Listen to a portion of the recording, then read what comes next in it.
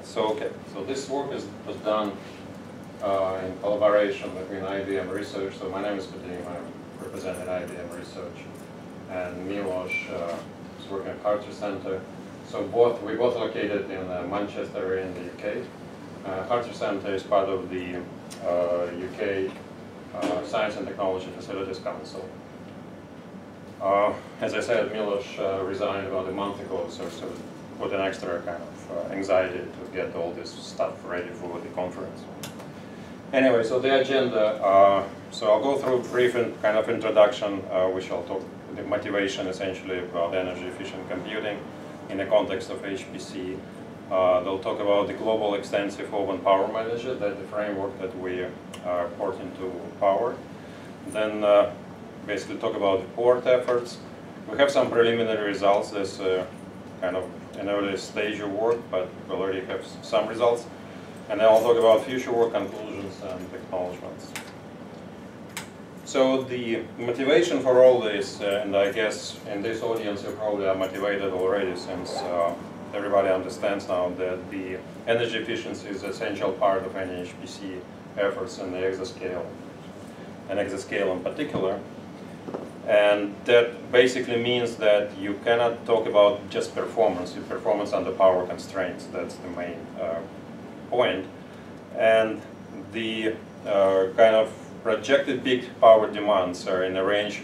That number is kind of being revisited from time to time, but it kind of gives you a range about maybe from actually 20 to 40 megawatts, and then that implies, if you go in exascale, implies the something like 50, 75 gigaflops per watt. But that number is, I know it's been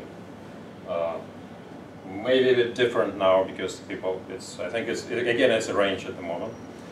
So the current state of the art, so that graph is from the SC. I don't have this week one, but the numbers actually from this week.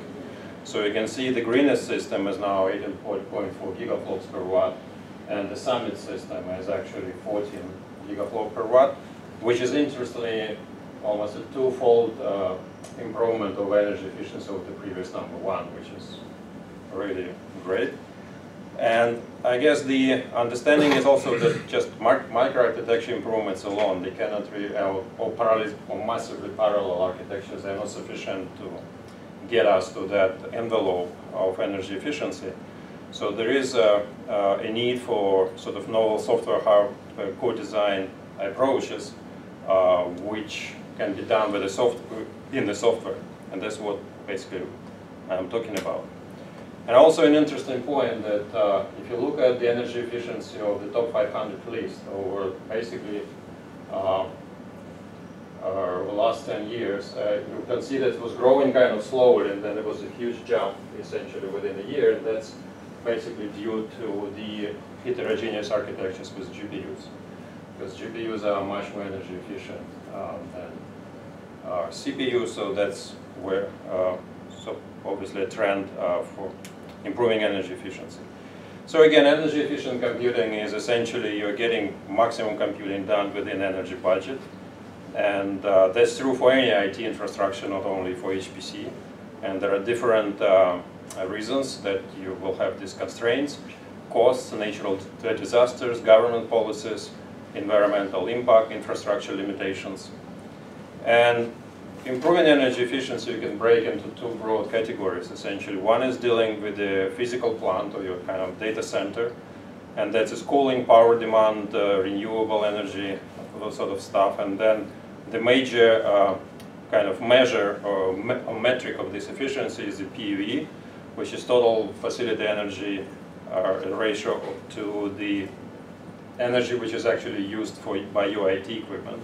And state of the art at the moment is about 1.1.2, and it's probably, I don't know, maybe even improved even more. So, and the second area is actually controlling characteristics of the supercomputers, which is energy management in a kind of hardware and node level, let's say the power caping, thermal controls, etc., and also managing energy in software. And the main, and that is also can be done on a cluster level, data center level if you have multiple clusters, application level, node level, and the major metric is gigaflops per watt. It's just, again, like it's pretty, I guess, kind of almost obvious relationship between energy and power.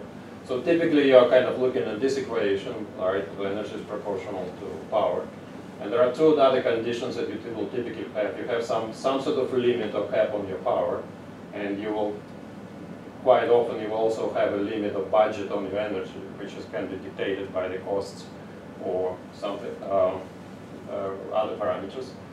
And when you're looking at this, if you look at if you want to reduce energy to solution, essentially you try to reduce power to power, or you reduce time, you try to reduce both.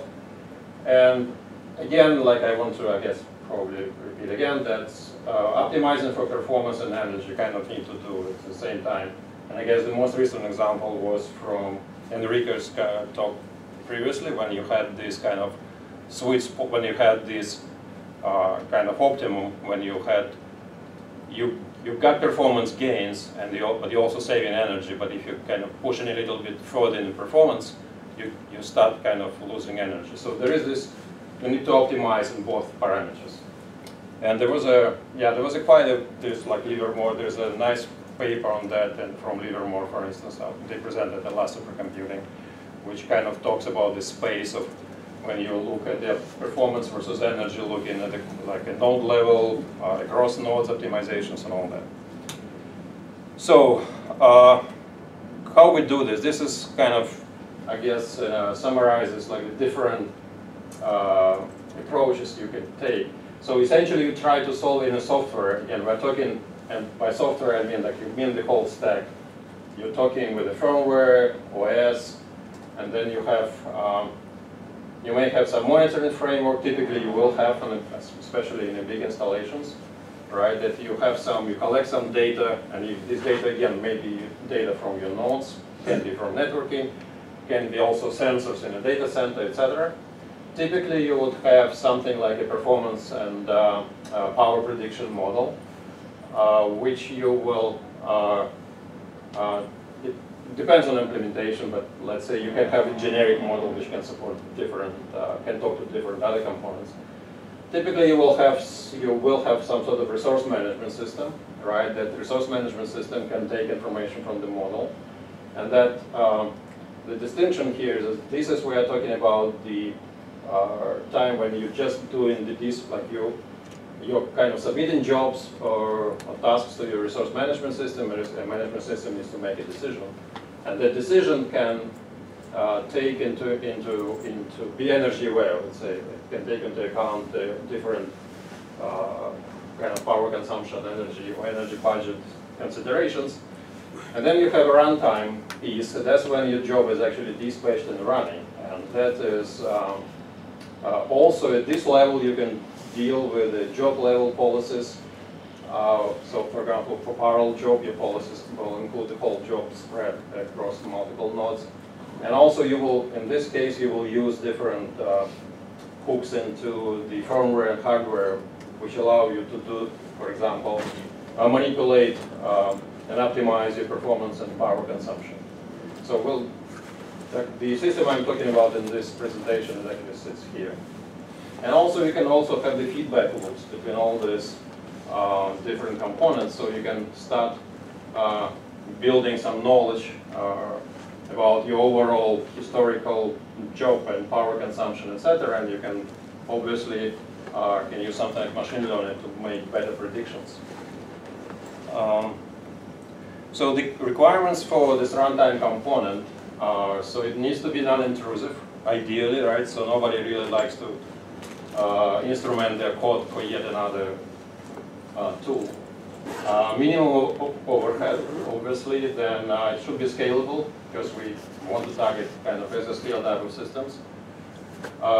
Ideally cross-architectural support, so we can run on different architectures. Extensible, which kind of nice to have an open source version. And be sort of a vehicle for collaboration, research, and in this area. And there are several projects right now going on around the world. One of them is a global extensible OpenPOWER manager.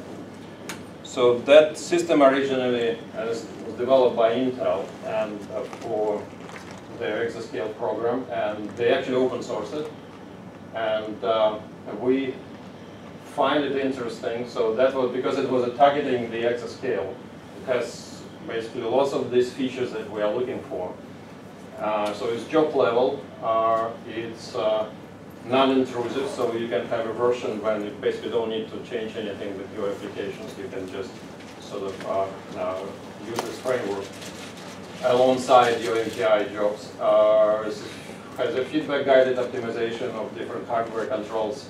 It's open source, it's scalable, it has hierarchical design, so essentially you have, you run some, on each node you will end up running an agent, which then there is on a subset of nodes, depending on the size of your job, you can run some aggregator, which will essentially deal with information from different leaf nodes, and then there is a master node. So, and not all information is going I mean, some information is contained only here, so there is different scales of synchronization around these different levels. So it's open source, and it allows to look at the load balancing. So the system, basically there are two things we're kind of focusing on, is to do, from performance point of view, to look at the load disbalances in the application, also the power or energy efficiency related to imbalances. So what we did to do this on power. So this is yet another picture of power architecture. I guess by now, even if you didn't know what it is, so by now, being in this workshop, you know all the numbers already. So I'm not going into this. The point is that it's just heterogeneous system with a kind of multiple moving parts, which makes it interesting from the point of view looking for disbalances like CPU versus GPU utilization, different sort of data movements, etc. And so this is what we did to port it. So the port actually, so the development team of GeoPM, they did a kind of a good job in the design phase. So the levels are like getting this system on the other architecture was pretty straightforward. It was well abstracted, so we didn't have to change a lot of code. And so essentially we introduced two new classes. So that's what was originally. We introduced two new classes for power. And these classes use essentially three libraries. One is to take the different metrics, performance metrics from the for the node. This is essentially CPU memory. Then we use the NVML library to take metrics from GPUs. And we also use the libfm, which is provides us hardware counters. Because you can also, and it basically kind of need this, and together with the energy information, power consumption, you also want to collect performance metrics, because then you can do correlations to help with optimizing performance and power consumption. So then, so that's what I just basically said. So library one reads power consumption of CPUs and DRAMs, and we do this in band. So from just reading from CSFS, I'll talk about this in detail in the next slide. And on GPU side, we just use NML device get power usage. So basically at the moment we're just taking power consumption of each GPU. And this library reads performance counters. For those who are familiar with the PAPI interface, that library sits underneath PAPI, and we use it because it has a broader range of counters that you can use. And that was done. We have two versions. One on IBM, kind of using the Excel compilers and IBM Spectrum MPI. We also have a complete, like you can do this with GNU and OpenMPI. And it's all available on GitHub. It's a forked version of the main repository. And the most recent, so actually based on our feedback, the GeoPM team, they redesigned the hardware layer, make it even easier to work with. So they introduced a new group IO class. So we need to just basically write a kind of refactor our code to work with that, but that should be pretty straightforward. So measuring power consumption. So on power, OpenPOWER architecture one, you have the so-called, there are several programmable components present on the Power 8 chip, and one of them is so-called OCC on-chip controller. So this piece is responsible for, it basically reads the hardware, it gets information from, well, it's not directly reading the sensors, actually there's another piece of, another chip which does the actual readings, but then it goes to OCC. And it, for example, total power system is, it reads every like 25 microseconds, or nanoseconds, sorry. And the core temperature, for example, is at every 2 microseconds. So the standard way of accessing this information is called BMC, which is kind of industry standard component. You will have it on pretty much every system these days. And you can either do it, and users typically use IPMI protocol, again, kind of industry standard. You can do it over LAN, or you can do it in-band through the kernel drivers. And that basically works and is portable. The only thing is kind of it's the consideration of latency. So when you do this IPMI, you go through all these extra steps to get to your numbers, and that's basically you have to pay for that. The neat thing on the power system is that you can actually make through the firmware, you can adjust the firmware, so your OCC data on your OCC memory can actually, you can load it into main system memory, and then you just can use standard Linux interfaces to get it from there. And for example, the curve like LIMS LM sensors and CSFS is supported. The caveat was that on Power 8, that is not part of the standard firmware, so we had to build a custom version of firmware to do that. But that is also, the good thing about OpenPOWER is all open source. You can just grab it from GitHub and build it. I mean, the only issue I had that people were reluctant to put my custom firmware on their production kind of system, so they wanted some assurance that it won't die, which I couldn't really give them in writing. So I was limited to my own cluster, which is kind of 4 nodes. But on Power 9, it's part of the standard firmware stack, so you will get all this stuff basically out of the box. And this is what you get. If you use this OCC in-band sensors, you're going from something like 120 milliseconds to 90 nanoseconds in terms of latency. So and it's easier because all you need, you just read the number from the CSFS file. That's it. So it's very easy from the development point of view as well. Okay, so using GeoPM, as I said, GeoPM can, essentially you can run different, there are 2 major modes that when you can run GeoPM. So one is GeoPM essentially runs as part of your MPI job, and it grabs one of the ranks for the agent. That means that if you do something like NP8, in this case, you end up with a 7-way MPI job, like 7 ranks of your stuff, and 1 rank will be taken. And if you do it this way, you just, like 8 and 9 in my example. So then it's pretty much just, you need to set up a couple of environment variables, just essentially load dynamically the GeoPM library, and that's it. Another way to do it is actually you can run the GeoPM agents kind of as an independent standalone process. And for example, we had to do this for LAMPS, which is so I'll get into our kind of results section now. So the LAMPS is one of the applications that we looked at, and the version, it's MPI program, it's a large-scale atomic molecular parallel simulator. And we looked, it has an MPI programming model that supports GPUs, and that, so we had to use the standalone, run the framework as a standalone process simply because the way LAMPS is designed, it actually checks it needs to match number of ranks to the number of physical GPUs. So if it's still 1 rank, then it doesn't work.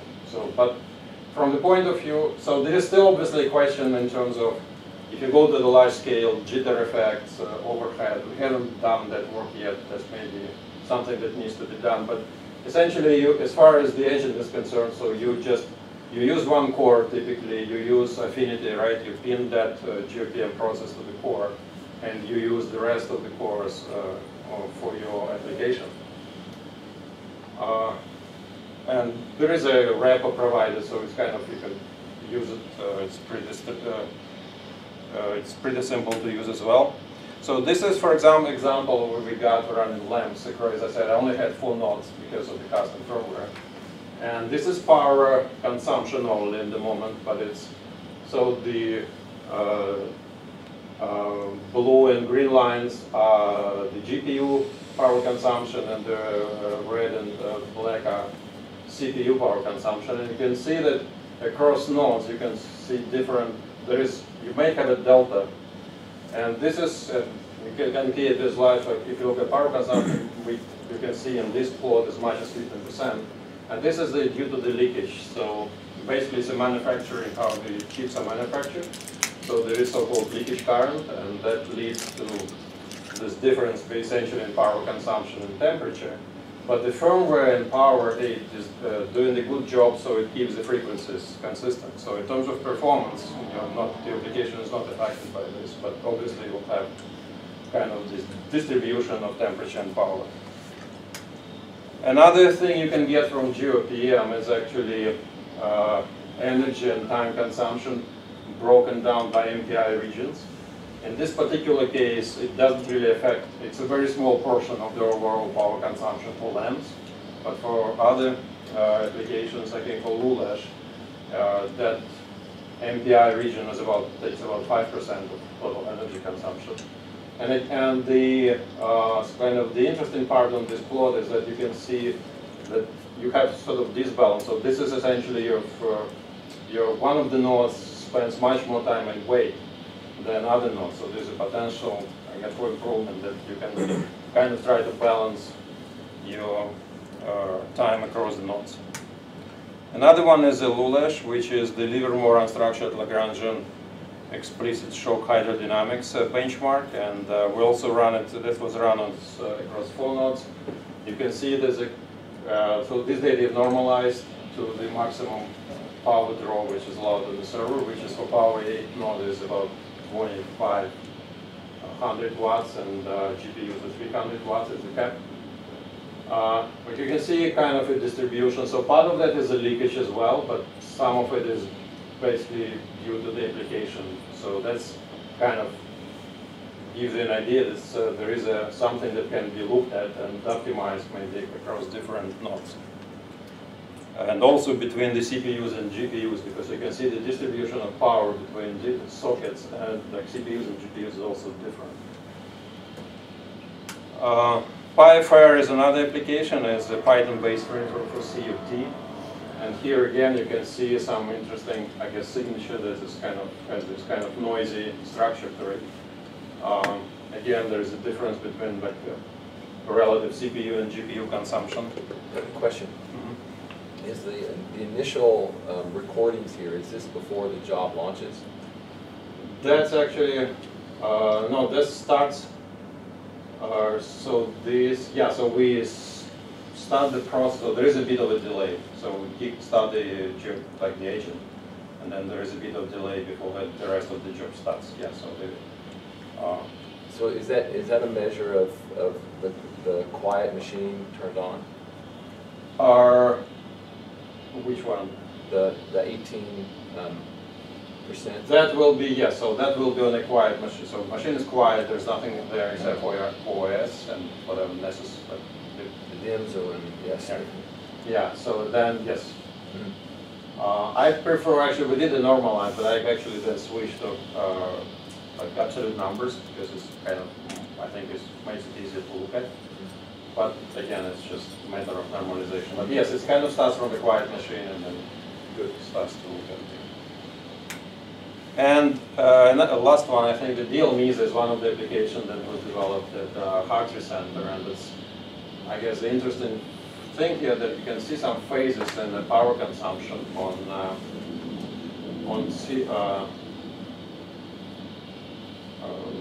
that is CPU only, I believe. But it's interesting that you can see something again, some regions that you can take. We can kind of take a look, probably related maybe this.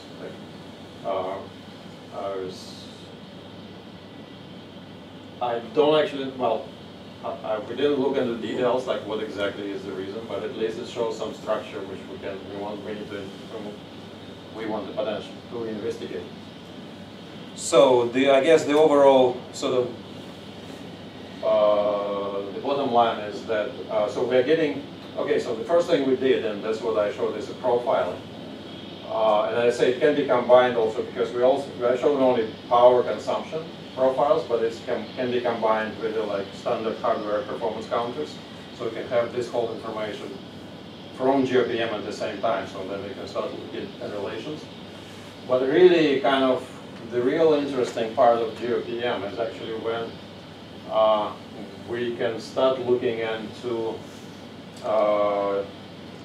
dynamic changing of the hardware. So for example, you can start manipulating do frequency scaling, you can manipulate power capping.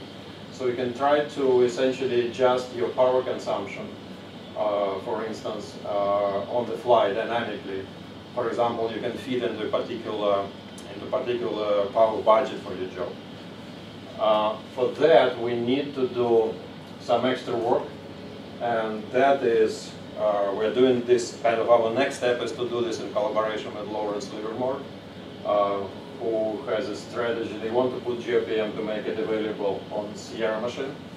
So they're working with Intel, put it on their Intel hardware, but they're also interested in actually committed to putting it on the power. And because once you start to manipulate the hardware, typically you have to have root access, right? That's kind of privileged access.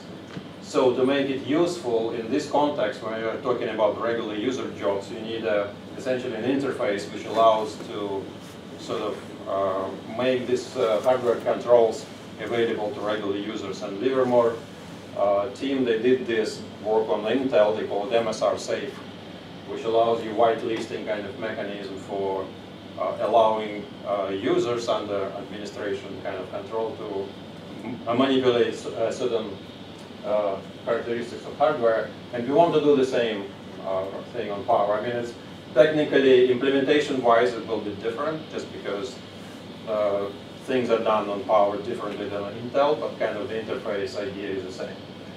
And once we have that we can start looking into developing, actually, because the GeoPM framework is smart enough, so you can not only measure something or start, changing frequencies, but you can also have some sort of policy within that job that allows you to optimize dynamically, change the job parameters to satisfy certain policies that you want to enforce.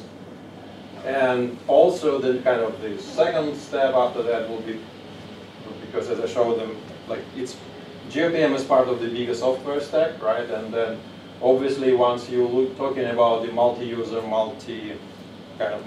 environments, like typical cluster cloud environments, you also want to have, you can connect these job level optimizations with the cluster cloud-wide optimizations, and there are hooks in GeoPM to allow you to do that. So kind of the simple example will be, I want to have an energy budget overall over the whole cluster, and then I will enforce that energy budget, for example, on a particular, I can give part of that energy budget to certain jobs. So conclusions, I guess that, again, so kind of exascale HPC now is, we're talking about performance under power constraints. It requires hardware, software, co-design, and the work done to the software in different levels. And these kind of, the promise is significant.